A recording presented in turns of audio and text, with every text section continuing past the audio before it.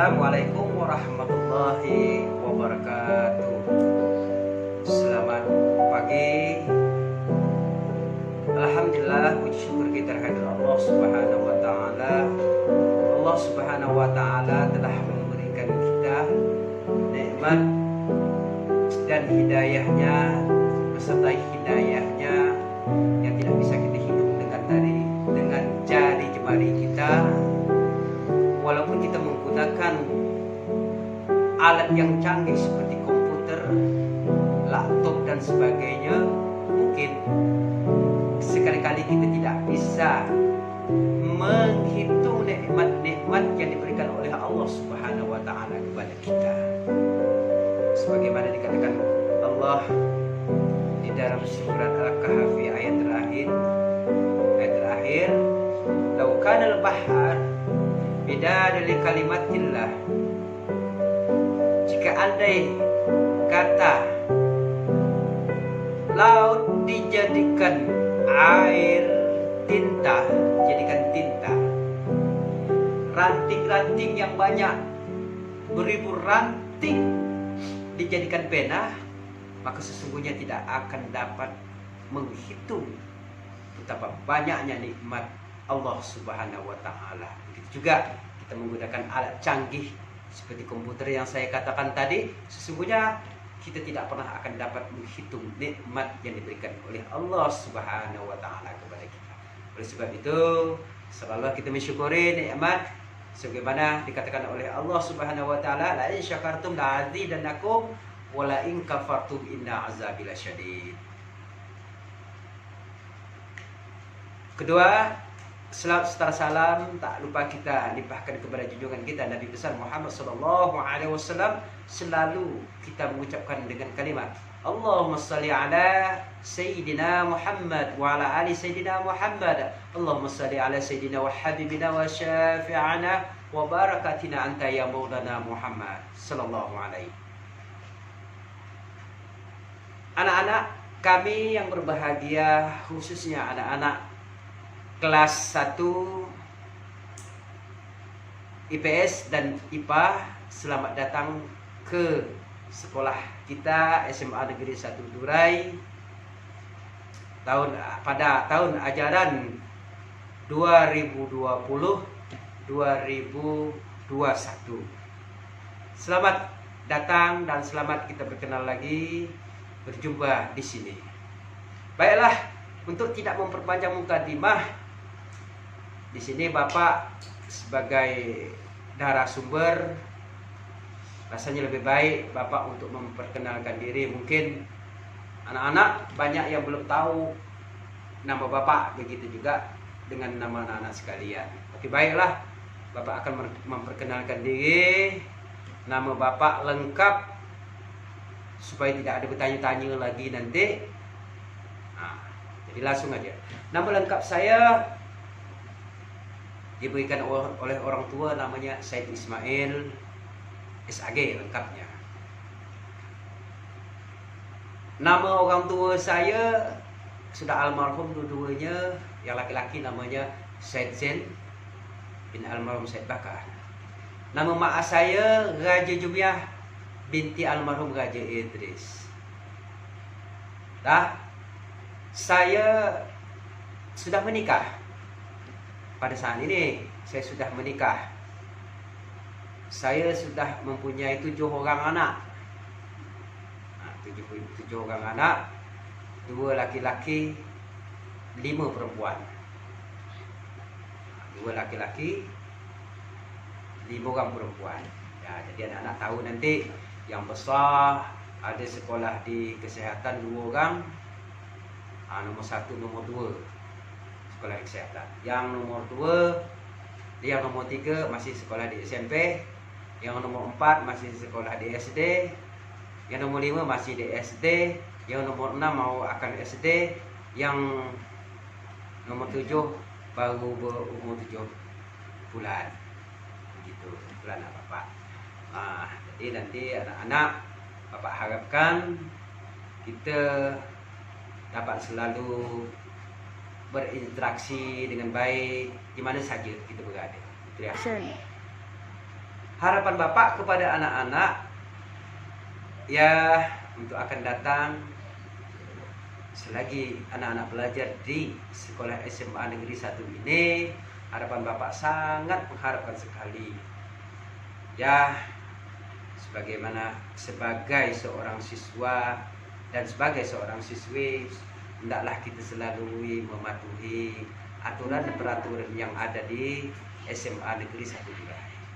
Insya Allah mudah-mudahan kalau kita dapat menjalani itu dengan baik, mudah-mudahan Bapak yakin dan percaya insya Allah kita akan menjadi orang-orang yang sukses nantinya. Amin Allahumma amin. Itu harapan Bapak kepada anak-anak kami. Baiklah,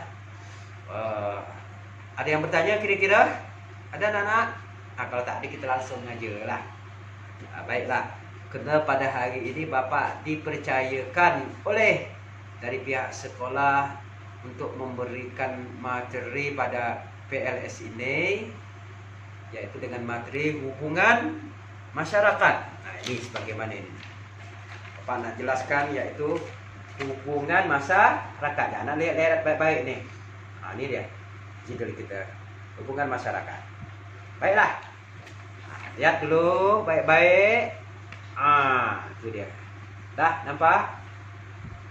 Kalau ada jelas tuh tengok baik-baik, nanti bisa dicatat di buku dan apa ciri-cirinya. Baiklah. Okey. Baiklah anak-anak, Bapak akan menjelaskan satu persatu tentang apa yang dimaksud dengan hubungan masyarakat itu sendiri. Kebetulan di sekolah ini Bapak memperkenal juga, lupa Bapak memperkenal, tapi tak apalah, saya langsung. Kalau Bapak di waka siswa di bidang humas begitu. Nah, ini pas betul, memang ini materi Bapak nih, yaitu hubungan masyarakat. Pertama yang ingin Bapak jelaskan yaitu yang dikatakan hubungan masyarakat, yaitu kita berinteraksi langsung, berinteraksi atau berhubungan langsung dengan masyarakat itu sendiri. Itu maksudnya hubungan masyarakat. Namun ada beberapa hal yang perlu kita ketahui untuk mendapatkan interaksi itu bagaimana. Ini ada berapa? Ada 4 cara. Yang pertama,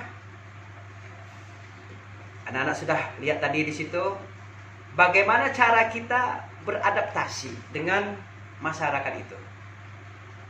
Yang perlu kita ketahui adalah hubungan masyarakat itu bagaimana cara kita beradaptasi dengan masyarakat itu sendiri. Adaptasi di dalam masyarakat itu sangat penting. Nah, perlu anak-anak ketahui sesungguhnya beradaptasi itu penting sekali. Kalaulah tak ada adaptasi, maka tidak akan ada hubungan interaksi. Itu yakin sudah jelas itu. Baiklah anak-anak Bapak, ini yang kelas, khususnya kelas 1 IPS dan 1 IPA semua di mana berada, Bapak sangat mengharapkan untuk diperhatikan baik-baik, kena materi ini juga nanti ada timbal balik, ini harus dicatat dan juga nanti ini harus dikumpul kembali gitu pada waktu ditentukan. Itu ya, bagaimana cara kita beradaptasi dengan masyarakat. Pertama, hubungan masyarakat. Kedua, hubungan masyarakat itu dapat bagaimana cara kita bergaul di masyarakat itu. Yang kedua, bagaimana kita bergaul di masyarakat. Nah, dengan adanya adaptasi dengan baik, maka akan terjadilah yaitu bagaimana cara kita bergaul. Adaptasi, instruksi, terus terjadilah bagaimana cara kita bergaul di masyarakat. Terjadilah pergaulan di masyarakat. Nah, ini dia. Yang kedua ini, bagaimana cara kita bergaul di masyarakat. Ini penting, harus kita ketahui. Untuk sebelum kita bergaul, kita harus juga tahu keadaan masyarakat itu sendiri. Contoh keadaan masyarakat Durai, Nah, karena terus masyarakat di sekolah kita harus tahu. Ini bagi anak-anak yang enggak Bapak jelaskan. Jadi dalam pergaulan itu akan terjalin harmonis, akan terjalin baik apabila kita sudah mengenal, sudah mengetahui karakter daripada masyarakat itu sendiri. Maka akan terjadi harmonis. Tapi kalau kita tidak mengetahui tentang keadaan karakter masyarakat yang ada pada suatu daerah, contoh di SMA ini, kalaulah kita bawa lagu kita sendiri, yakin dan percayalah, maka kita tidak pernah akan mendapat yang dikatakan pergaulan yang baik.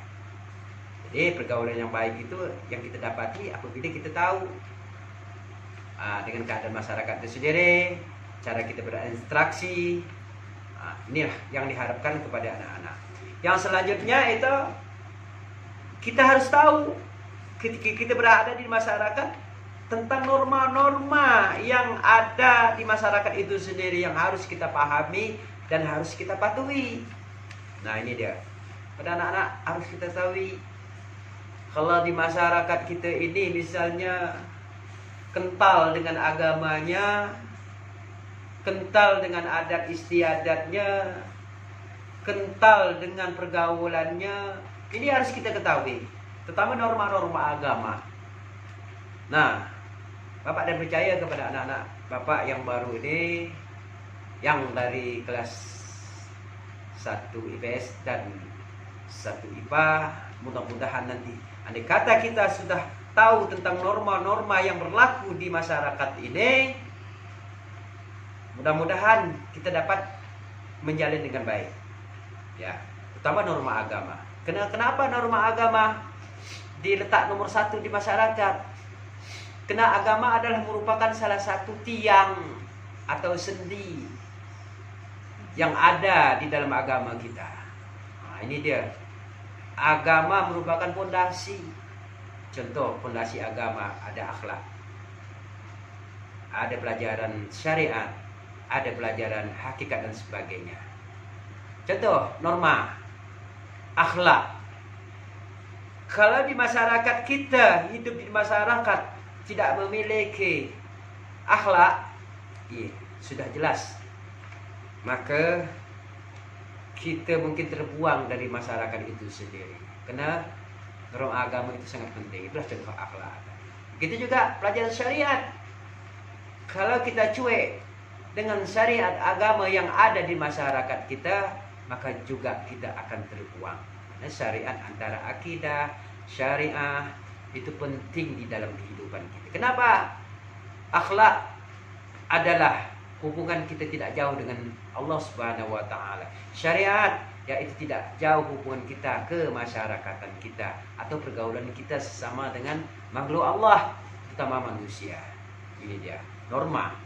Norma ini harus dijaga di dalam kehidupan kita bermasyarakat. Insya Allah kalau anak-anak dapat menjalani kehidupan yang seperti yang terpapar di nomor 3 ini, insya Allah mudah-mudahan kita akan dapat menjadi orang yang baik, itu mudah-mudahan. Amin Allahumma amin.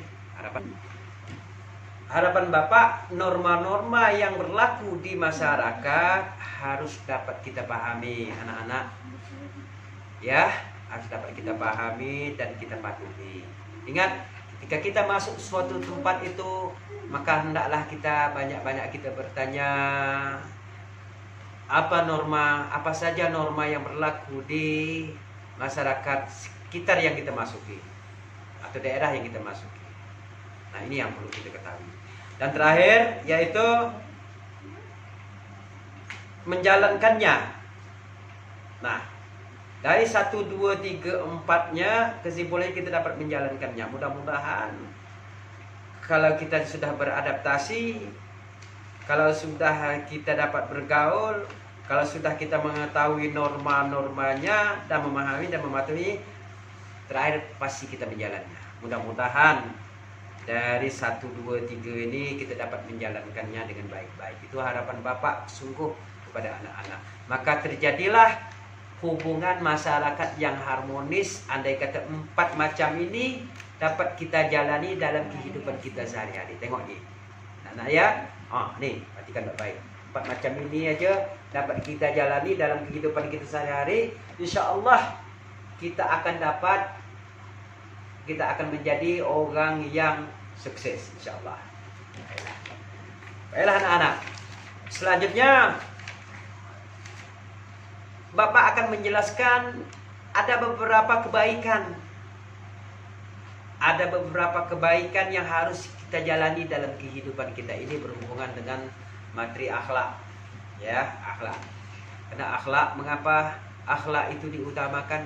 Ingat, ketika Rasulullah Shallallahu Alaihi Wasallam dulu diutuskan ke atas dunia ini, tak lain dan tak bukan adalah untuk menyempurnakan akhlak. Innamal bu'istu liutammima makarimal akhlak. Anak-anak kami kelas 1 EPS, kelas 1 IPA, tolong dengar baik-baik, Pak nak jelaskan. Nanti ni ambil satu kesimpulannya ya. Pak ulang lagi. Innamal bu'istu liutammima makarimal akhlak. Tidak aku utuskan Rasul ke muka bumi ini, yaitu siapa? Rasul Muhammad Sallallahu Alaihi Wasallam ke muka bumi ini tak lain dan tak bukan adalah untuk menyempurnakan akhlak. Ini dia. Kalaulah akhlak kita baik, maka akan terjalinlah hubungan yang baik, terutama hubungan kita terhadap Allah Subhanahu wa taala. Inilah yang dikatakan hablu minallah. Ini dia. Hablu minallah. Baik. Catat baik-baik ini. Ya. Hablu minallah. Kalau sudah terjadi hablu minallah, maka semua hal, semua masalah akan menjadi mudah, akan menjadi senang dalam kita menjalani kehidupan sehari-hari. Contoh, di sekolah kita ada musola nih. Ya, di masyarakat kita juga ada musola, ada masjid. Nah, selaku kita orang beragama, khususnya kita yang beragama Islam, maka hendaklah kita selalu menjalankan hubungan kita kepada Allah Subhanahu wa taala melalui syariat yang ditentukan dan harus kita patuhi, yaitu hablu minallah. Selalu kita menjalin hubungan kepada Allah. Bagaimana cara kita menjalin hubungan kepada Allah Subhanahu wa taala? Yaitu bila telah sampai waktu dengar di masjid, Allahu akbar, Allahu akbar, asyhadu la ilaha illallah wa asyhadu anna Muhammadar Rasulullah, hayyalas shalah, hayyalal falah, dan sebagainya. Berarti itu bertanda kita dipanggil oleh Allah Subhanahu wa taala untuk melaksanakan perintahnya. Dengan melaksanakan perintahnya, itulah yang dikatakan hablu minallah. Paham anak-anak? Kira-kira kita menjalankan perintah Allah sebagai hamba Allah, itulah yang dikatakan hablu minallah. Hubungan dengan Allah tak putus.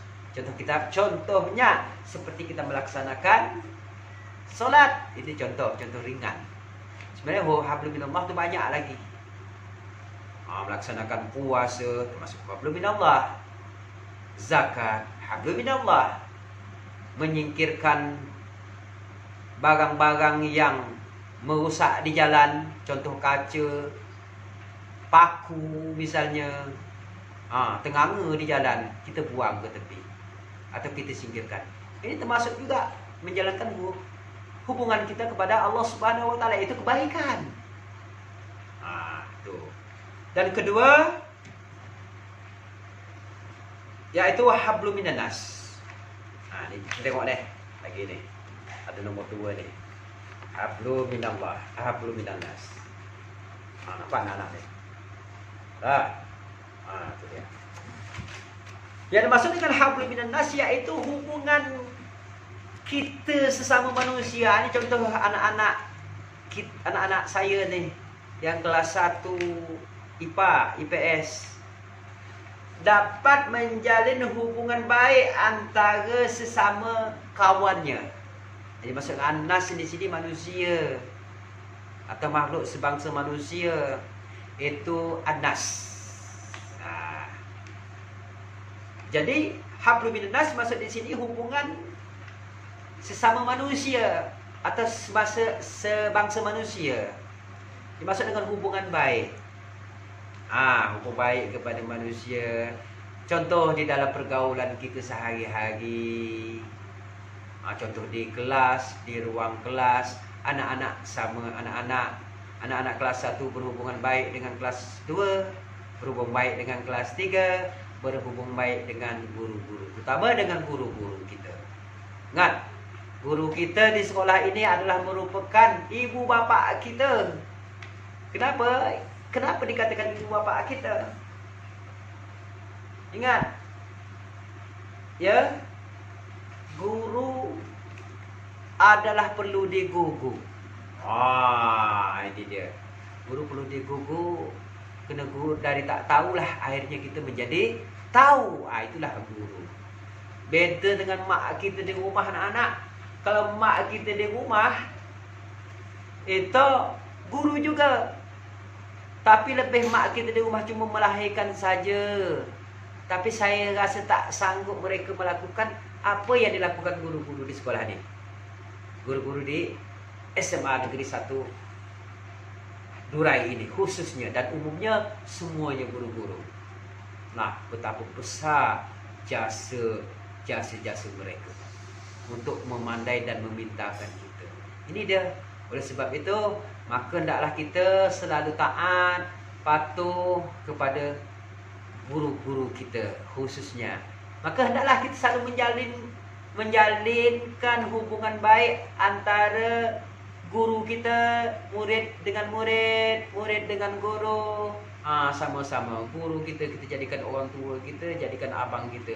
Jangan sekali-kali kita jadi musuh. Kenapa? Kata Imam Syafi'i menjelaskan bahawasanya sakautu ila waqi'an su'ula khibzi fa arsadani ila tarki ma'asi.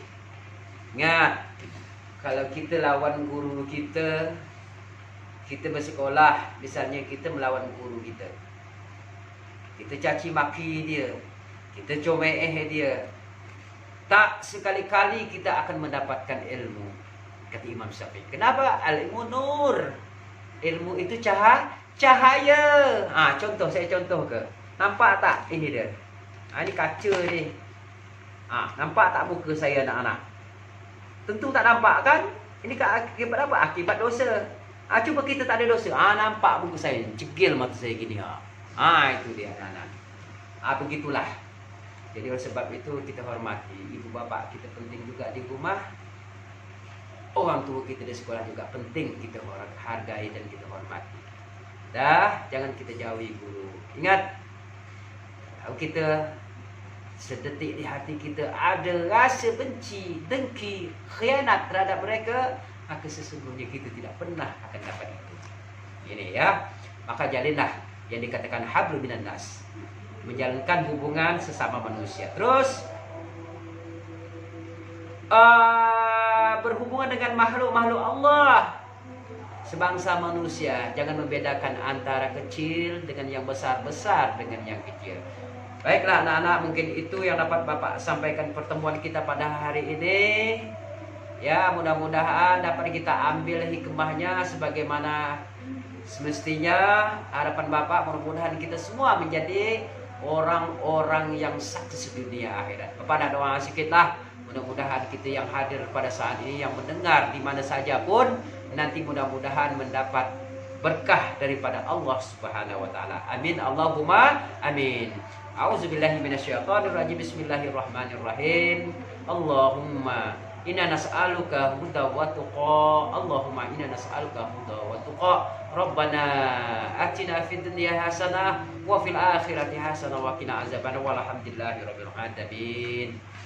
Selamat siang anak-anak. Wassalamualaikum warahmatullahi wabarakatuh.